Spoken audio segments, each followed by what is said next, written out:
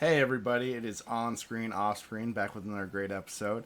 We have got Lauren and Josh and me. And basically this time we have two shared topics because we all decided to watch the same movie.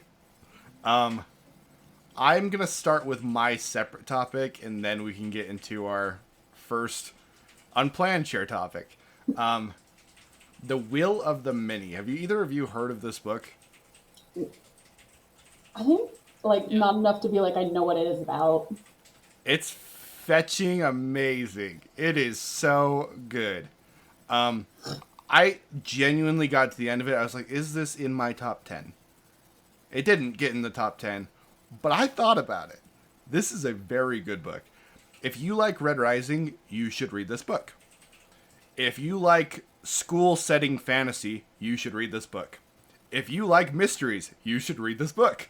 If you like romance, you should read this book. It is extremely well done. My two negatives to it, the story is basically this prince of a fallen empire goes into hiding. And in his hiding, he gets recruited by, you've got this Roman legion type of a culture. He gets recruited by one of the heads of this Roman legion to figure out what happened to his brother. He thinks his brother was murdered. Everybody doesn't believe him. He is convinced that there was a murder that took place. So you have this mystery of, did a murder actually happen? With this main character who is from this fallen civilization that was an enemy to the group that he is now working for. So you have like a little subterfuge spy thriller kind of an aspect to this also. It is fantastic. And he goes into this society and he has to make himself believable. He doesn't want to play a part in the society. He doesn't want to play a part in the magic system. The magic system is very cool, but he has to be able to convincingly portray that he is somebody worth trusting. His whole goal is to get out of this society, is to be able to have a normal life. His father was defeated, his family was killed, and he doesn't want to be a part of it anymore. And you have to follow this character that goes from being apathetic and wanting to just get out of the situation to being in a world where he cares and he wants to fight and he wants to stand for something. There's a part of this book that feels like it should be the end of the book.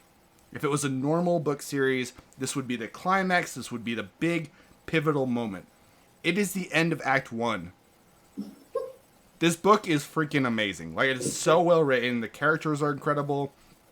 There's a chess scene in this book that is one of the best, maybe the best chapter on chess that you will ever read. It is so epic. Like, it literally has you on the edge of your seat, and it's a chess game.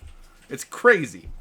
My two negatives to this book, and the reason that it didn't go in my top 10 or go a little bit higher, is one, the ending could be absolutely brilliant, or it could be super stupid.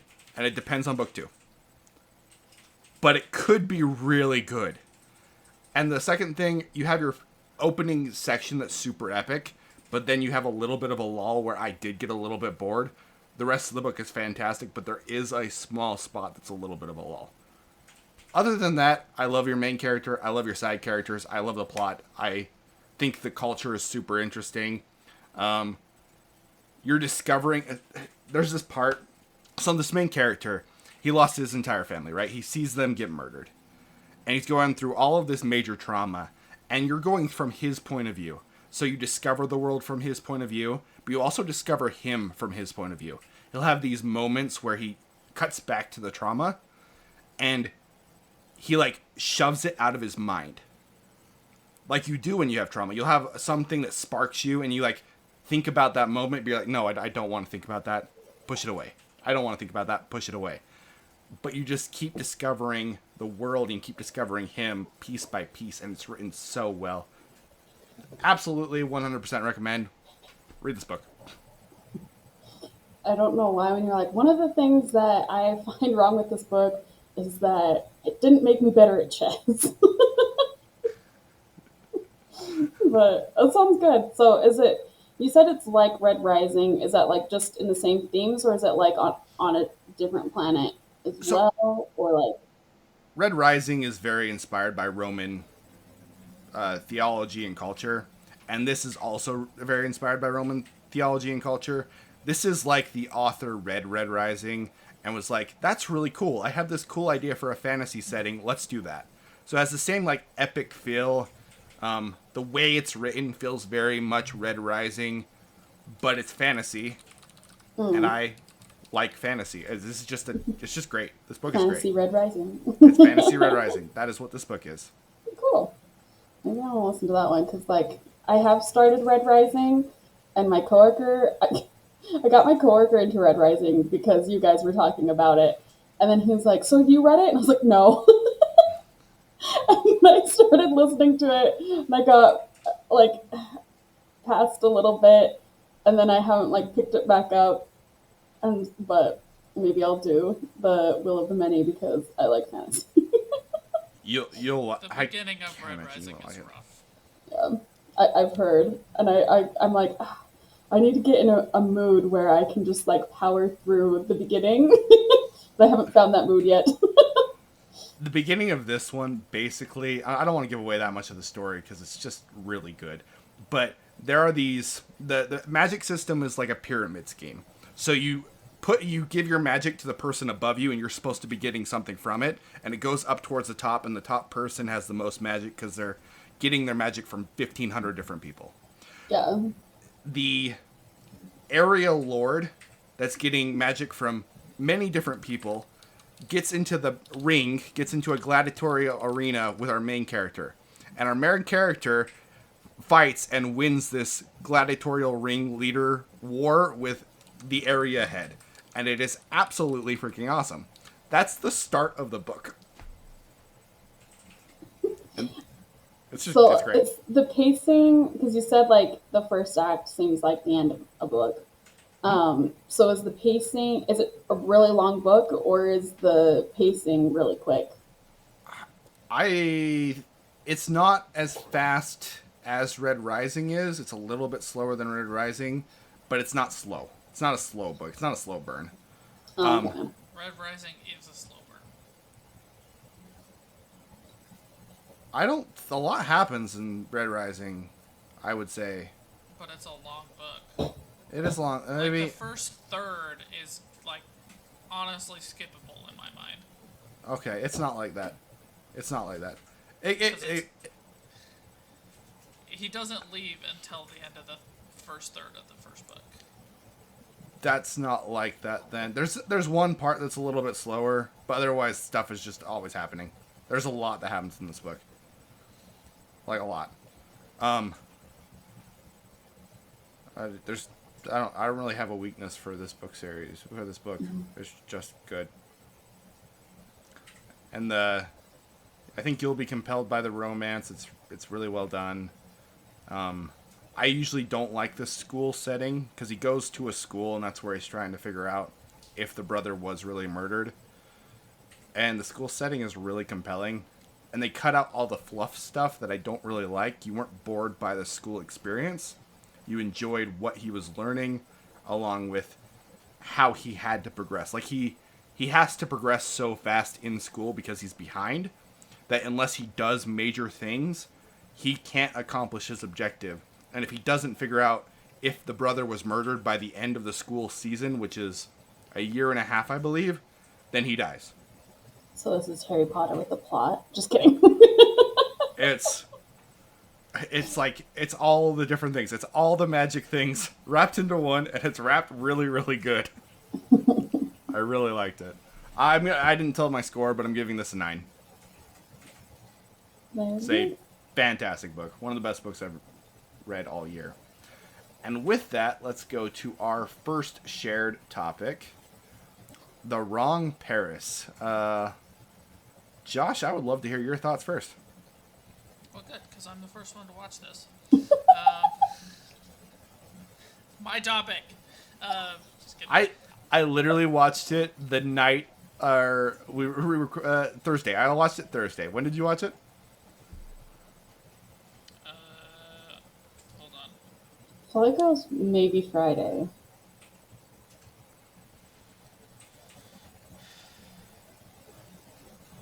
I watched it last Thursday. Boom, we're tied. No, I watched it first because I was watching it in the middle of the day. I Oh, you were? also Okay. watched it Thursday. Okay. So, I wanted Lauren to watch this movie really, really badly because I was texting her about it. And just to go through a little bit of the highlights, I started with this is the best bad movie, I think. She said, "Why is that?" And I said, "It's just awful. The writing is terrible, the outfits are atrocious, and the love interest is both a dad bod and a six-pack." So she's like, "What are you even talking about?" So I sent her a picture of the love interest guy. And he's got a very chiseled six-pack, but it, like, bulges out. Yeah. The guy's name ends up being Trey, and I don't think there's ever been a more perfectly named character in all of movies. That is just, like, the most spot-on name for a guy like that. This movie stars Miranda Cosgrove, and she is an artist. And she wants to go to France to learn art for some reason. And she apparently spent her savings on her grandmother's hospital bills, but didn't tell her about it, so she no longer can afford the whole 2-year-long program. So her sister, who's far more attractive than she is, convinces her to go onto a dating show to win money to pay for the trip. All she has to do is show up on the show, get kicked off, she makes 20 grand, and she is in Paris. But it turns out to be Paris, Texas, not Paris, France. So she ends up being motivated to stay in the dating competition to earn more money through competitions to be able to better afford the trip to actual Paris. Honestly, I think the premise is really solid. I actually like the idea of a dating show where there's a cash prize if you reject the person at the end. To me, that would make it far more dynamic and interesting if you have this guy and he's dating all these girls and he has to figure out which ones are genuine and which ones are there for just the money. I think that would make The Bachelor way better and, like, even reasonably interesting to me. So the idea of the show is actually pretty good. I actually kind of like it. The writing is bad. It's not the worst I've ever seen. My biggest negative to it is the outfits. Specifically, Miranda Cosgrove is in this, like, welding outfit. And you guys have complained about, like, the Avatar: The Last Airbender live action and how their outfits were always clean and pristine and it didn't really fit the world. This was like a welding outfit. Like, it should be grimy and greasy and just, like, lit on fire a couple of times. And it's just like, we did some light artificial aging to it, wear and tear. But other than that, it's just pristine. And she is wearing the ugliest hat of all time. And what makes me so upset about the hat is when you're welding, you have to wear this, like, face shield thing. So why is she wearing a hat? I don't know. It is truly, truly awful. And yet I loved every single minute of this movie. I was in an absolute craptastic mood where I didn't want to do anything. Everything sucked. I was just kind of down on the day. And I decided I'm going to watch this awful movie and move on with my life. But this movie completely changed the trajectory of that entire day. It went from being just like a crap day to being a great day. I had such a great time with this movie. And I think this will be a regular rewatch for me, and a very often just like, hey, today's not the greatest, just turn on The Wrong Paris, because it's just gonna make everything better. There's so many gags, there's so many jokes that are just gonna work every single time. the gag where they throw them in. They're like, hey, there's this room full of clothes, and the girls start mauling each other. That is just always going to be funny. That's never not going to be funny. Trey and his six-pack dad bod is always going to be funny to me. There's so much good in this show. The way it ends is so predictable. It's ridiculous. But that's the way these kind of garbage good movies need to be. So, in terms of a garbage good movie, it's a 10 out of 10. It's a perfect garbage good movie. But in my actual rankings, I'm gonna give it an 8. All right. What do you have, Lauren? What do you think? I will add to the parts of the conversation that Josh left out about this movie, if I can find it. Are you talking about the thing I said? Yeah, I'm talking about the selling points that you were trying to get me to watch this for. Let's see if I can find it. Oh yeah. So he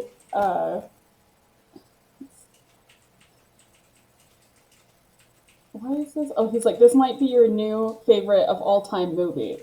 And I was like, oh yeah, my new favorite. And he's like, yeah, it has horses, and and like the whole thing was made in The Sims. Yeah, I forgot I was gonna say that. It's like somebody in a Sims game was setting up the dating show.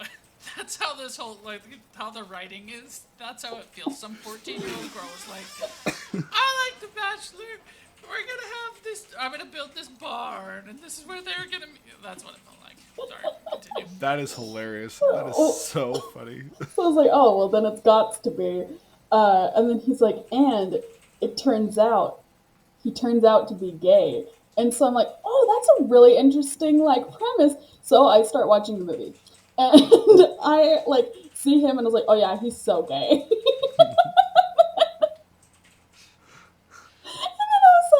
Oh, I get it. She needs the money and she's not interested in the romance. And then he's gonna be like, hey, I'm a closeted gay to her, and she's gonna teach him that it's okay to be gay. And then she's gonna choose the money, not the honey, at the end, and he saves face, but then can go be a gay little cowboy. And I was like, that's such a cute idea for a movie. I would have hated that movie. And then when I found out he So wasn't much. gay, I was like, I was misled. Hold on, he still could be gay. You looked at him and said, yeah, that guy's gay. Let's not forget that when he shows up on screen the second time, he's in a vest while working with horses, as if that's not going to be the itchiest, most miserable thing to do. But it's unbuttoned to show off his dad bod abs. It very much looks like, because I don't think he had a dad bod, but I think they they taped on these abs that were so thick that it made it look like. I was like, they probably should have just went with his original body. It looked like to me they stuck a syringe in there and just pumped it. Yeah, but other than me finding out that he was actually straight, I actually did enjoy the movie. And it was funny, to see Miranda, because, I was watching for, a second, and I was like, wait, I know her. And it was, funny to see her as something other than iCarly, because it's, all I've seen her in.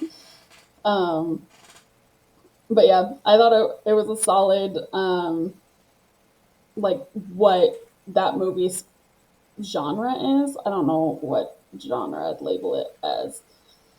Hallmark Plus. Hallmark. Yeah, Hallmark Plus. Yeah.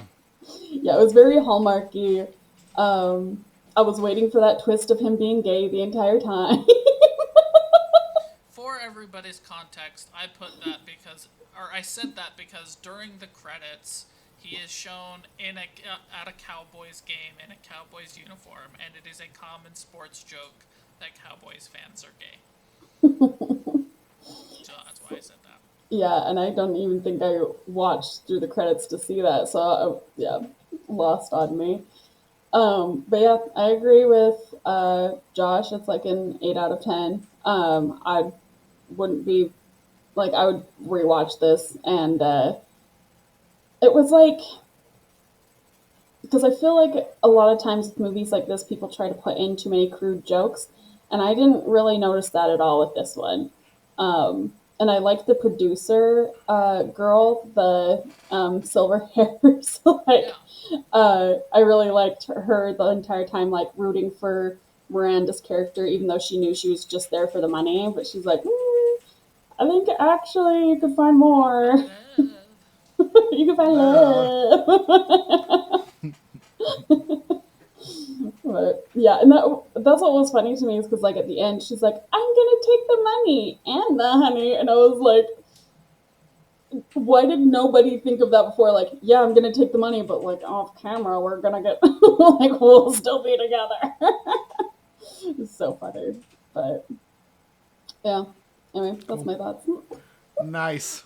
I get to be so positive this episode. This might be my most positive episode ever. I love this movie. I was surprised at how much I loved it.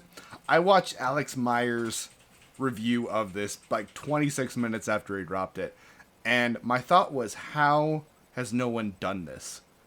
The Bachelor has been around for like 37,000 years. How has nobody done a show where a girl gets onto a dating show before? I've never seen that. I was like, that is just a great premise. And then the girl doesn't want to be on the dating show. She just wants to be kicked off. That is a great premise. You're just adding little layers onto it, and it's great. Miranda does a very good job with it. I think all of the little side girls do a good job with it.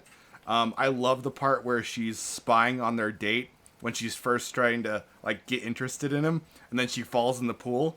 I thought it was hilarious. I thought it was funny with the guy and his dad bod big belly thing. I literally commented on it to my wife as we were talking about it. And I thought the exact same thing as Josh. I was like, what in the freak cowboy is just going to wear a vest? If you are going to take off your shirt, you're just going to take off your freaking shirt. You're not going to wear a vest. Why is this guy wearing a vest? It actually bugged me. I was like, you're not doing that. If you're going to have the shirtless scene, just take off the shirt. But it's a funny show. I love when she gets off of the plane and she's in Paris, Texas, and she's just so pissed. Made me laugh. It's charming. It's witty. It is a movie that should have already been made, and it's great. I'm actually going to give it an 8.5. I liked it even a little more than you guys. I think this love it is so much. Netflix's best version of this show by far, and it's not even close. And this is the best movie like this that I have seen in a really, really long time that's been new. Like a really long time. I think Lauren hit the reason for that nail on the head is most of these movies end up being crude. And even if you do like that humor is only generally funny one time. And you fair. don't have all those layers like you were saying, Conlon, that like she's on a dating show, but she doesn't really want to be on there. I mean, I will argue with you that idea has been done, but When? this I is a can't very think of good another dating show. Okay. there's an entire episode Where it's like he's that? on Okay. a dating show and is investigating undercover, and Gus really wants to be on the dating show, but he's only kept on because he's the token black guy, and Sean is like trying to lose on purpose, but his trying to lose on purpose makes her go, he's so real, and so funny, and like, so she puts him all the way through to the end, and it's during the point in time where Sean is dating Juliet, so there's Okay. a lot of, I didn't kiss her, I swear, and all that kind of stuff. I don't remember It's that very good. episode at all. That's awesome. I've literally never It's a very seen good episode. another show where the main character goes on a dating show. I've never seen one. And I've watched quite a few of this kind of show.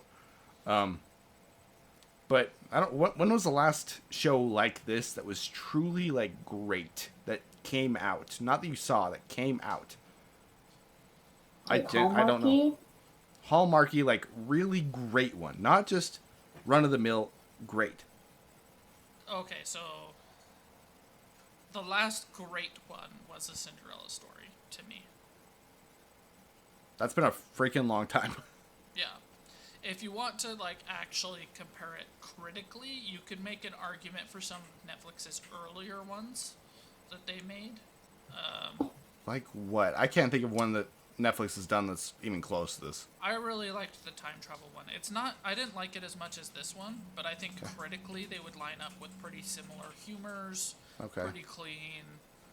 Time traveling booth or whatever it is. Yeah, I know which one you're talking about. Oh, I was thinking of like Christmas Night with a K. Yeah, no, not that one. No, Not with squinty eyes. Sorry.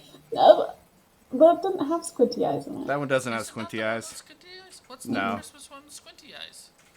That one's terrible. What is that one called? Oh, okay. The stripper one? I don't know. I knew there was a Christmas one with squinty eyes. That's all I knew. I The thought Christmas it one was. with squinty eyes is Fine.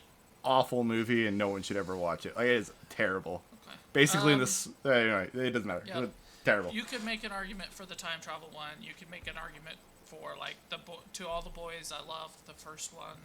This is way better Basically, than that. any of their trilogies that they came out with, that they're like, oh, this is successful. Let's make more. And Let's then make they realized, 47 of them. No, it only worked because it was the first one. Like, you can make those arguments. I think this one is clear in the way the best, and the only one I would like actually compare it to in my mind and in my book is Cinderella Story, the first one with Hilary Duff.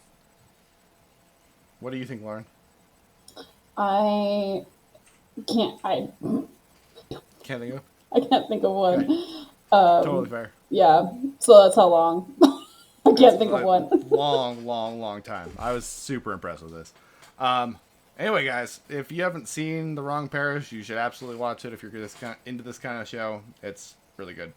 And with that, let's go to our actual shared topic. And I get to be super positive again. But Josh, you can go first. I watched this because of Josh.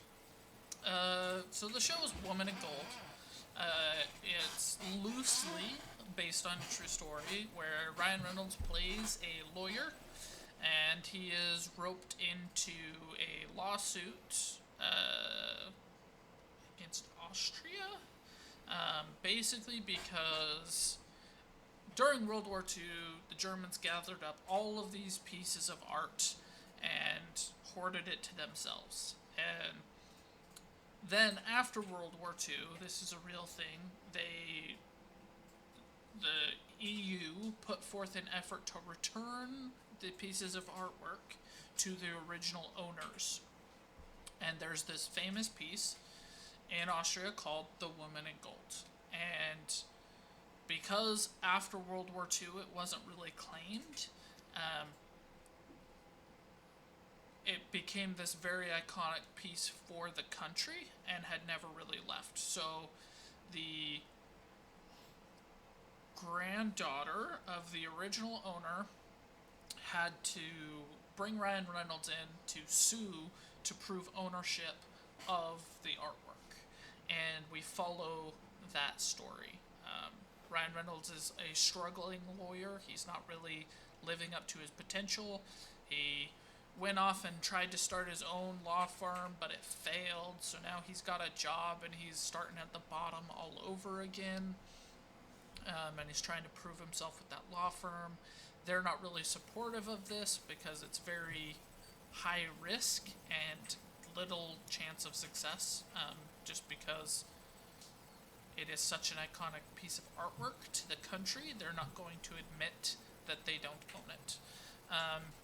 But we also get flashbacks to when the grandmother was a little girl and her family, and they're fleeing the country and what that actually looked like,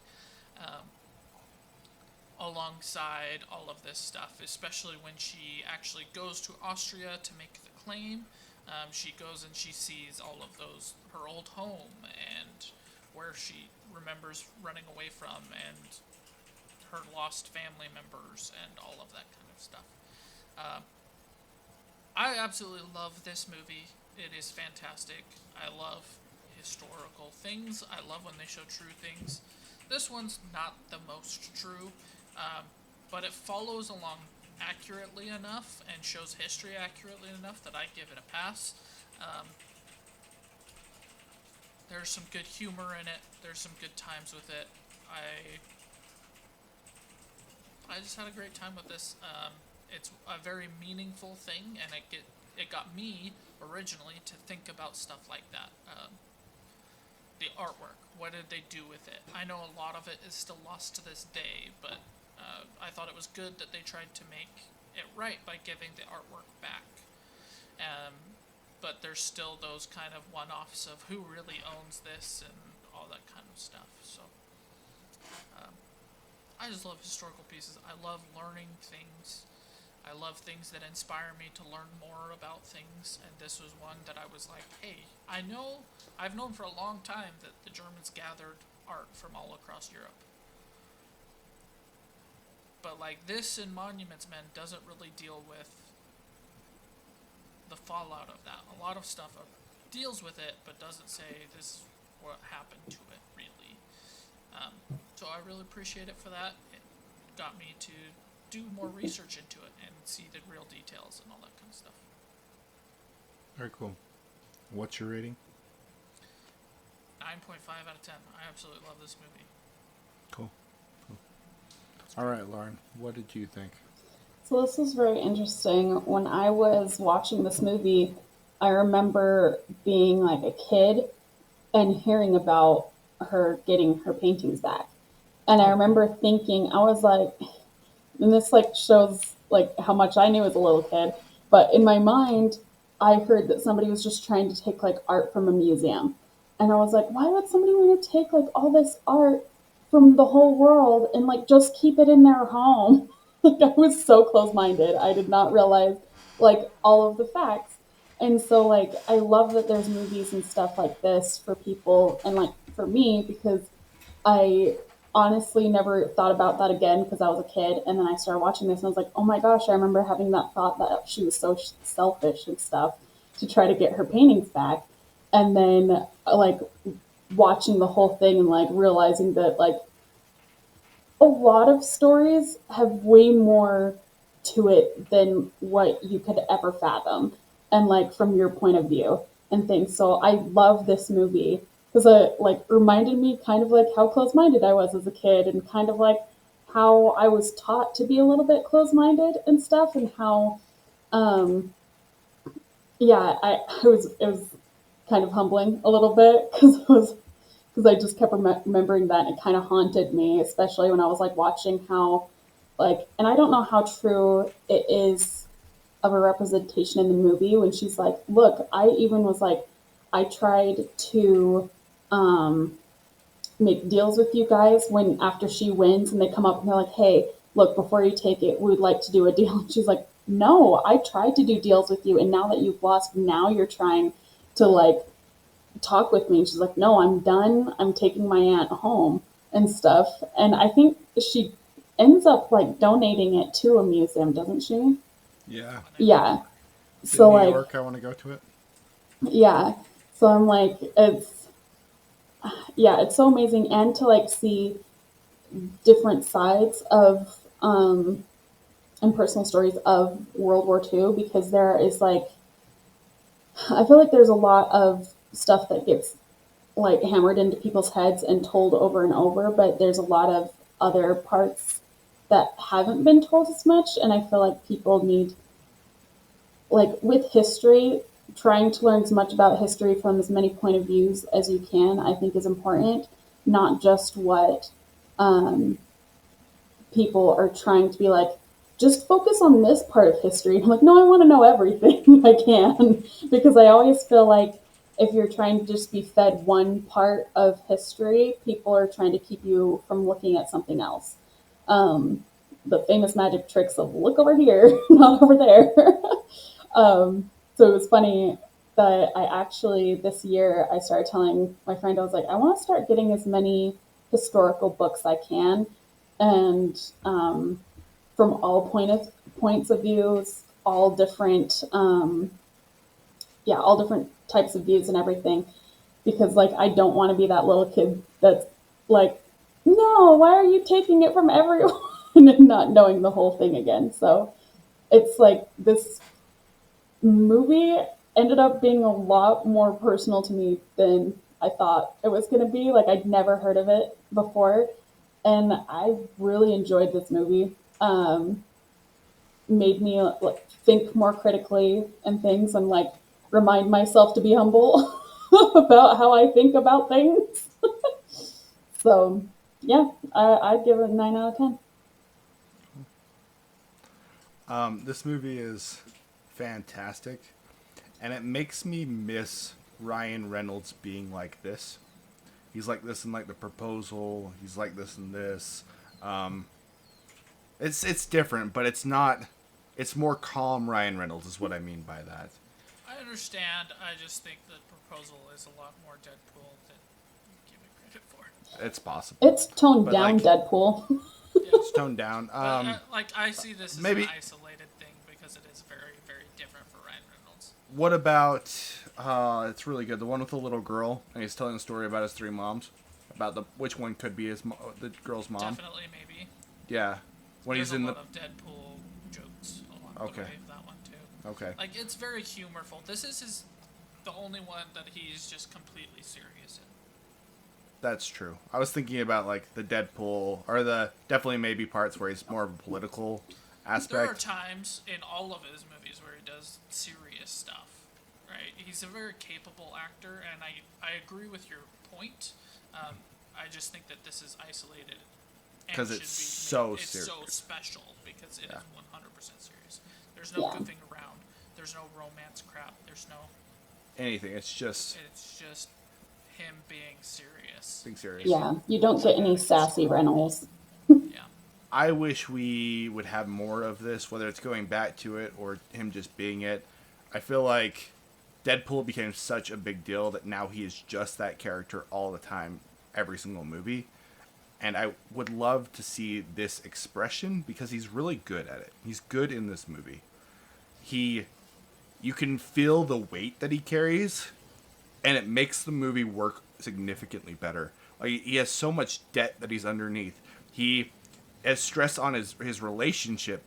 I can't imagine taking so much debt and then it almost is all for nothing. And there's a part where he breaks down because he's like, I'm up to debt in my eyeballs. Like I've done all of this for you. I've done all of this for you. And he's carrying all that weight, and you can see it throughout the film.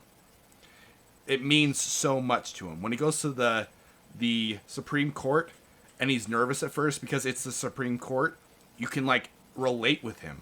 How many times have you know what you're doing, like whatever it is, you know what you're doing, you've done it 10,000 times, but then it comes to a stage where there's somebody watching you that's super important, and all of a sudden something that you've done 10,000 times that you're good at, you're nervous and you sound like you don't know what you're doing. But you do. You know what you're doing.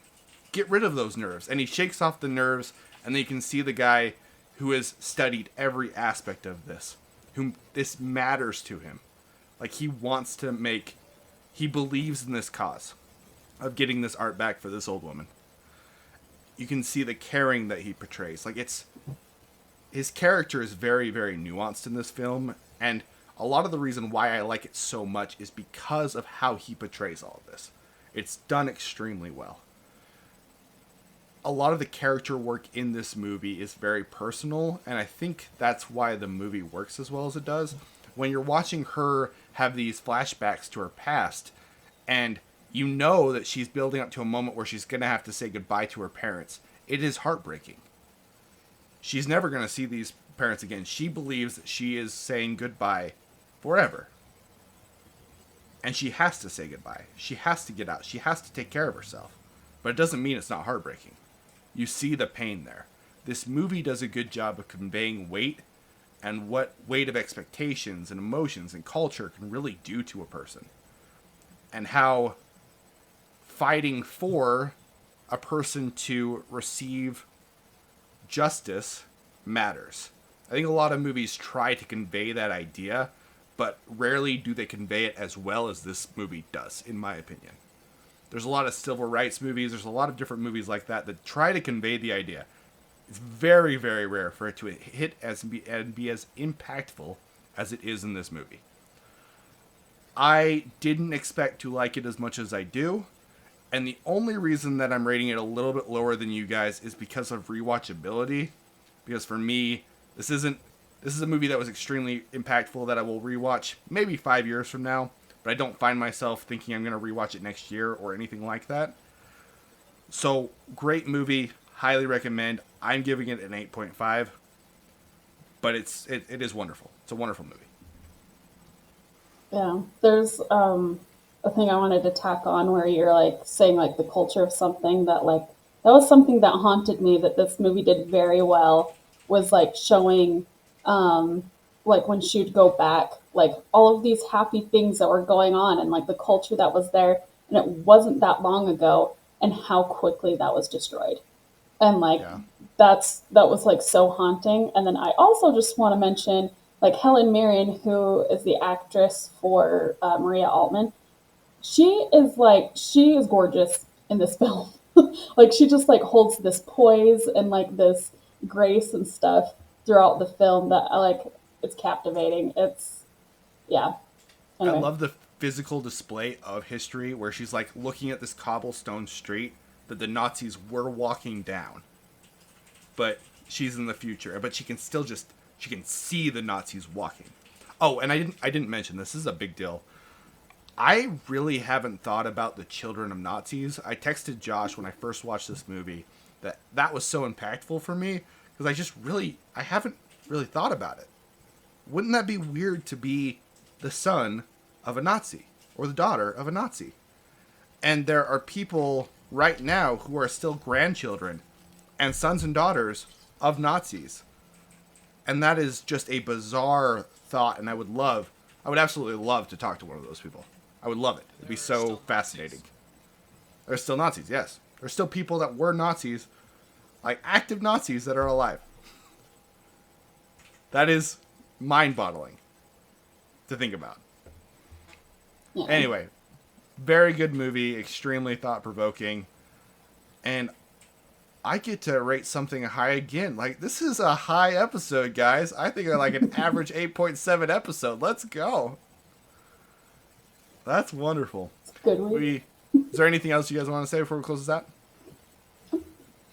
All right. We appreciate you guys watching. Like, subscribe, all that good stuff. Have a better tomorrow than you did today, and just keep going forward. See you guys.